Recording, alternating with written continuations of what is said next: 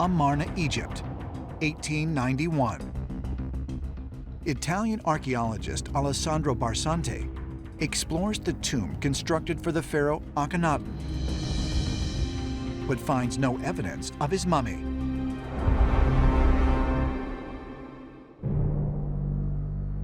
What's really interesting is that the Egyptologists were certain that they would find Akhenaten behind that tomb, and they didn't.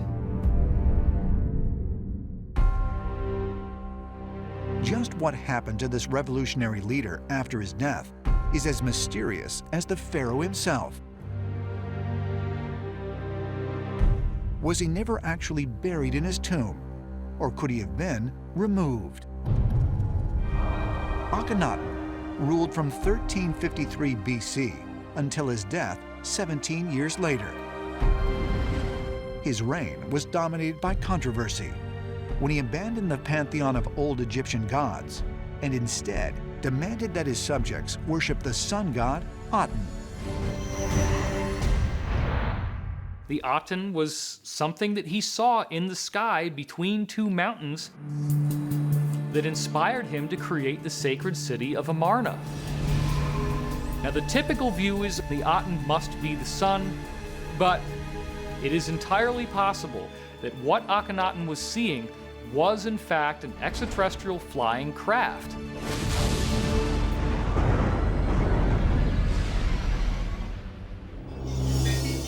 Did Akhenaten uproot the entire kingdom of Egypt because of an extraterrestrial encounter? Or could there be an even more profound explanation? If you compare images of Akhenaten to other depictions of pharaohs, you'll notice that Akhenaten looks very different. He had this very bizarre elongated skull, and he had this weird pot belly and weird arms. So, was he really a human? Perhaps Akhenaten was not of this earth. While archaeologists have yet to uncover the remains of Akhenaten, ancient astronaut theorists believe that depictions of him having an elongated skull could be more than just artistic license, because there are other mummies that do, in fact, have unusual skulls.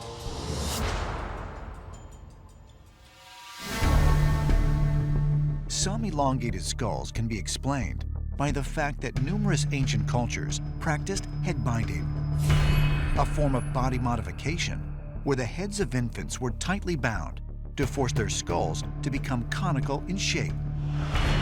But several misshapen skulls appear to defy explanation. In Peru and Malta, elongated skulls have been discovered that are mysteriously missing a sagittal suture, the fibrous jagged joint found in all human skulls. When you compare some of these elongated skulls, some have sutures like we have as humans, and then there are other skulls that do not have the same sutures. So is it possible that some of them are of actual extraterrestrial origin? It would not surprise me in the least bit. In the least bit.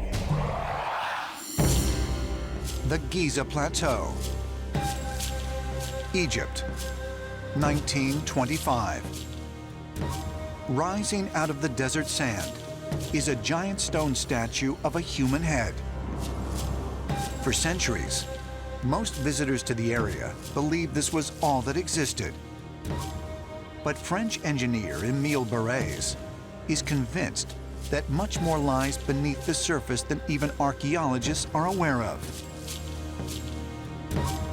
He begins an excavation to uncover it, and after 11 years of extensive digging, Barrès unearths a massive body resembling a lion and reintroduces the world to the full splendor of the Great Sphinx. It is the largest monolithic sculpture on Earth. It must have been quite eerie to be there back then, not knowing a lot about the ancient Egyptian history, and having this huge structure staring down at you.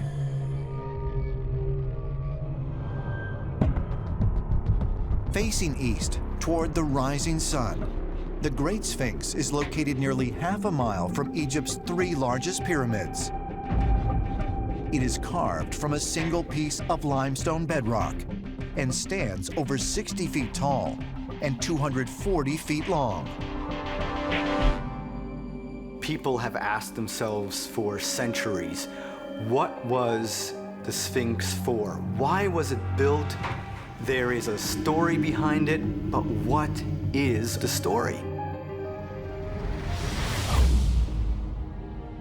The Sphinx is arguably one of the most studied monuments in the world. Yet it remains one of the most mysterious. There are no inscriptions on the Sphinx to indicate who built it or why. But most Egyptologists date it to 2500 BC,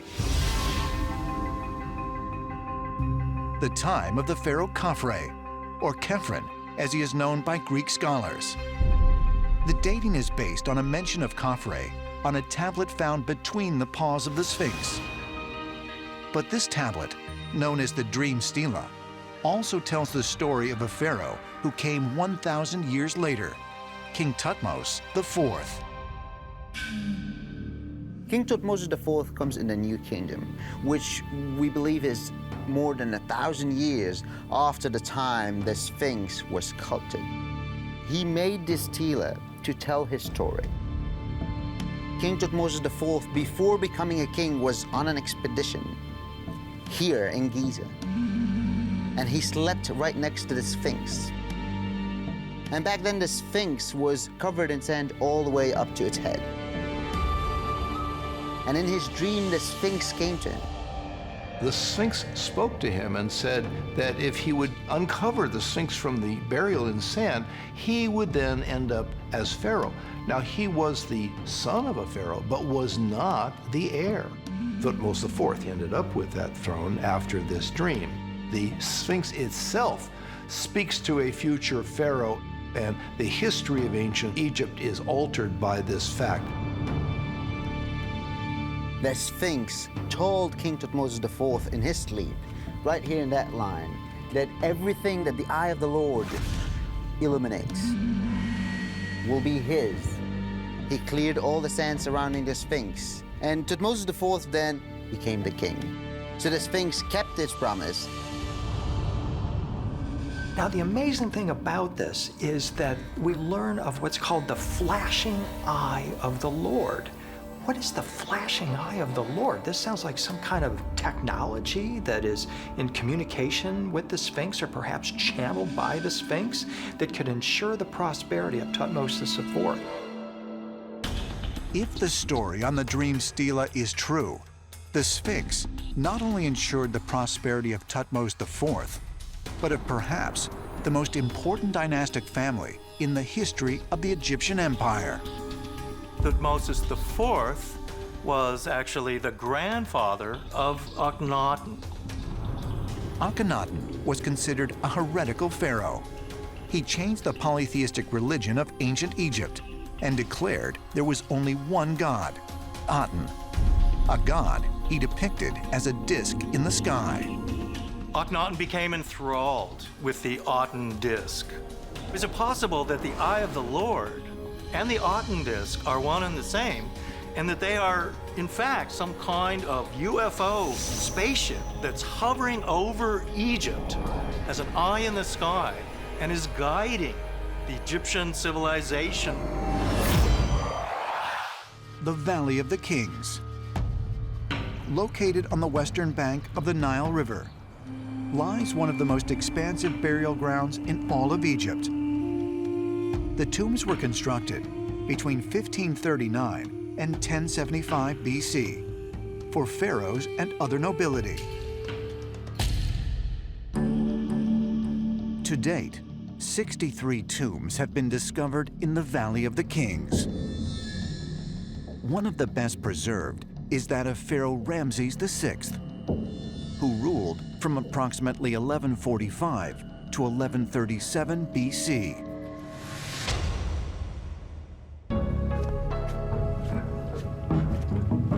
More than 4,000 years ago, King Ramesses would have started digging this to become his tomb, or as he called it, his house of eternity. For ancient Egyptians, a tomb wasn't just a place where they would end up dead. A tomb was a place where they would start their eternal life.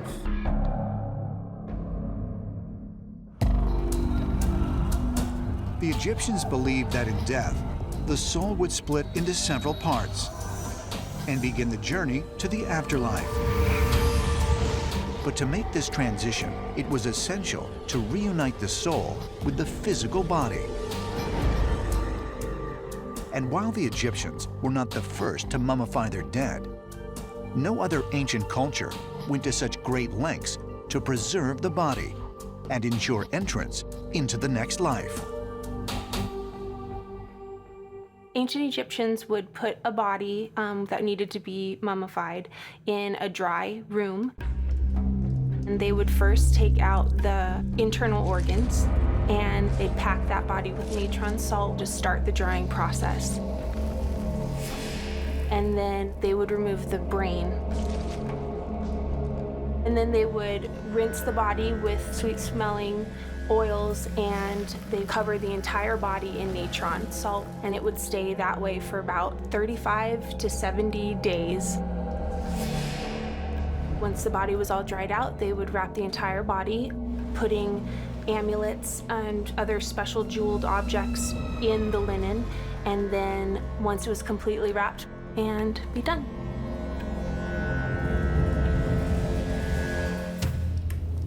The Egyptians understood the most important factor in mummification, the removal of fluids, which ensures that bacteria cannot survive and the body will not decay. Although archaeologists have discovered much about how these mummies were prepared, the Egyptians left behind no texts or instructions on mummification. Just how the Egyptians came to create this complex practice remains a mystery. But they did leave behind extensive records regarding their thoughts on the afterlife. This right here is a very good depiction of the journey of the afterlife with King Ramesses. You see him here on a solar barge, being protected by all the different gods behind him, Goddess Isis and Goddess Osiris. This right here is God Anubis. And God Anubis is the god of the mummification. The most important story in Egyptian mythology is the god Osiris, how his brother Set coveted his brother's power and killed him. Then his wife Isis, in grief, got help from Anubis, who then helped Isis breathe life back into him to survive into the next life, with the help of Anubis, the inventor of embalming and mummification. The mummification process in Egypt is often been related to the star Sirius, which we call the dog star. And the mummification rites were overseen by the Egyptian god Anubis, who was a jackal-headed god. And so you have to wonder if Anubis wasn't some real physical extraterrestrial god. The ancient Egyptian temple walls are covered with images of transformation. And what it reveals is that their core sacred science was about human transformation or ascension into celestial beings. So you wonder, is it possible it's because those who originally taught us the concept came from the stars? As ancient Egypt grew into a great civilization, its citizens believed their pharaohs were sons of Osiris, and thus living gods. Artwork and wall carvings depicted them as perfect humans. And while the people worshipped many different gods, the pharaoh stood above them all. This basic Egyptian religious belief remained in force for nearly 1,000 years, until one pharaoh changed everything. Who was this heretic? His name was Akhenaten, and in every surviving depiction he is shown with an elongated skull. Who was he? According to Egyptian mythology, he too was descended from the gods who arrived on Earth at the time of Tepzepi. But why do so many still believe he actually came from the stars? In 1352 BC, Akhenaten ascended to the throne as the 10th pharaoh of the 18th dynasty. Almost immediately, he instituted a series of radical religious changes, including a ban on references to multiple gods. It's a rather strange thing that he would want to do that in one sweep, but he ordered all the iconography of previous gods to be removed. He only allowed one emblem, which was the sun emblem, literally a sun disk with curious arms or rays pouring down. Why did he do this? Because according to his writings and his poems that were written about him later on, he was visited by one of those beings that descended from the sky, who told Akhenaten, "This is the way, I am your god." This sun god was known as Aten. Akhenaten claimed to be a direct descendant of Aten.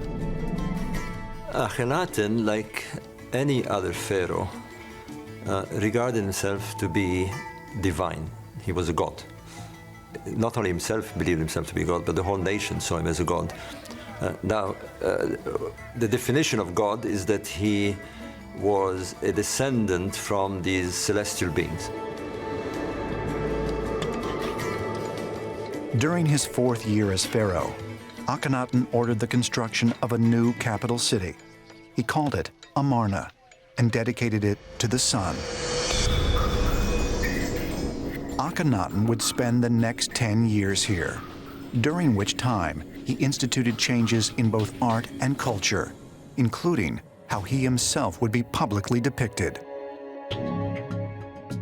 In Egyptian iconography, the Egyptian pharaohs are depicted as these triangular-shaped beings, these broad, strong shoulders and these very skinny waists.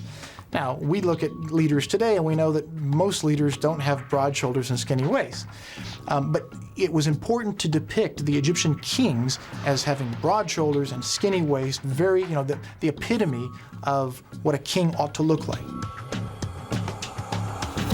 That's exactly the opposite with Akhenaten. He shows himself perhaps as he really is, a rather strange look. He has a very mystical look.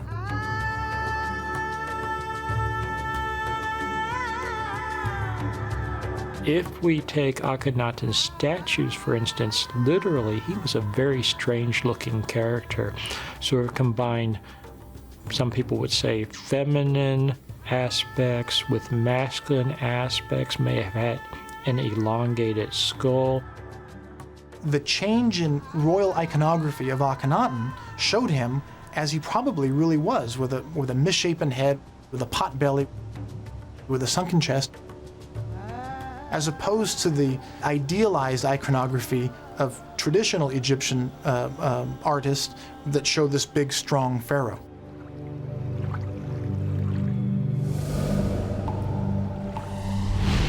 Akhenaten's wife, Queen Nefertiti, and their children were also depicted as having elongated skulls. So why were Akhenaten's and Nefertiti's heads deformed? Did they suffer from a genetic abnormality? Or did they deliberately alter their shape? Some believe there could be yet another explanation behind their strange, otherworldly appearance. They look like they're different than other human beings. Is it possible that Akhenaten might have been an extraterrestrial hybrid?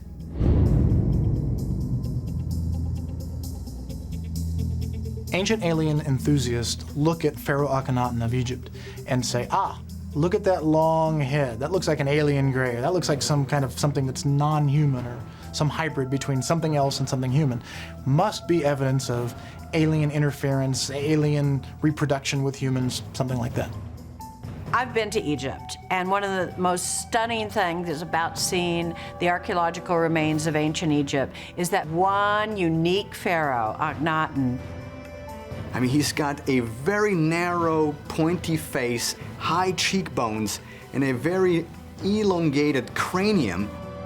The idea that they were either looking like extraterrestrials or perhaps had extraterrestrial DNA in them is a credible idea.